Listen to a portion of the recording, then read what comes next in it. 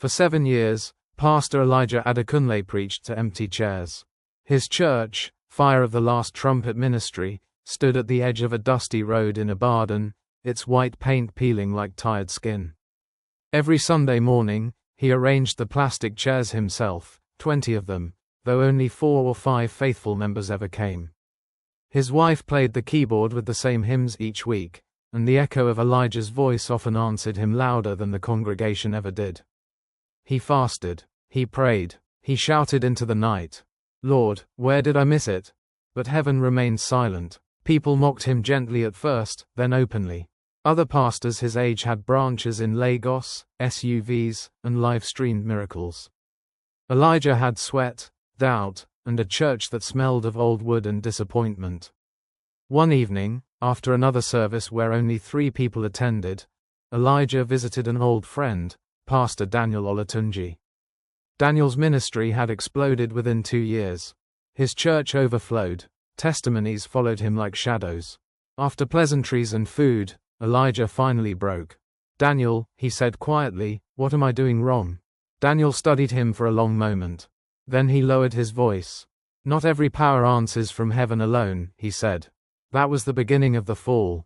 Daniel spoke of marine power as if it were ancient wisdom, forces older than churches, older than cities. He warned Elijah, pretending reluctance, but his eyes glimmered with something dangerous. "There are kingdoms beneath the waters," Daniel said. "They reward loyalty, but their rules are strict." Elijah should have run. Instead, desperation made him listen. A week later, under the cover of night, Elijah followed Daniel to a river far from town. The moon trembled on the water's surface. The air smelled damp and heavy, as though the river itself was breathing. "Call his name," Daniel whispered, stepping back. The water moved. Then it parted. What rose from the river was not fully human, not fully beast. Its upper body was shaped like a man's, dark, smooth, expressionless. Below, its body coiled like a serpent, scales glistening with river light. Its eyes were ancient and cold. Elijah fell to his knees. "You seek increase," the creature said, its voice echoing inside Elijah's head rather than his ears. "Yes," Elijah whispered, "for the church, for the work of God." The creature did not laugh. It only watched. "You will descend to this river once every month," it said. "On days appointed. No delays. No substitutions. No questions. Your loyalty feeds the covenant." "And in return?" Elijah asked, trembling. "You will not preach to empty chairs again."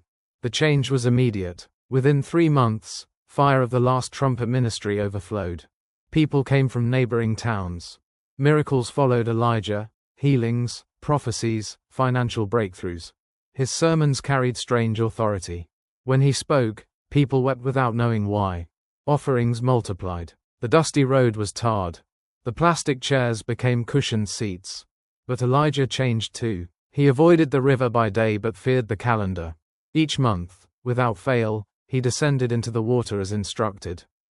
He told himself it was temporary. He told himself God understood.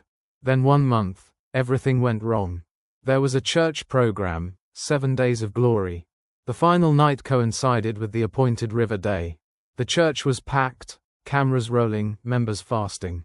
Elijah hesitated. Surely, he thought, grace will cover one delay. He did not go to the river. The following Sunday, the church was louder than ever. Elijah mounted the pulpit, dressed in white, sweat already forming on his brow. As he raised the microphone, the lights flickered. Then the temperature dropped. A wind rose inside the building, though all doors were closed. The congregation murmured. From the center aisle, the floor became wet. Water pooled where no water should be. And then, before screams could form, the Queen Mother appeared. She was tall, terrifyingly beautiful, her skin shimmering like wet stone. Her lower body did not touch the ground, it flowed, coiled, and moved as though the church floor were water. Her eyes were older than time. "You broke the covenant," she said, her voice calm but thunderous.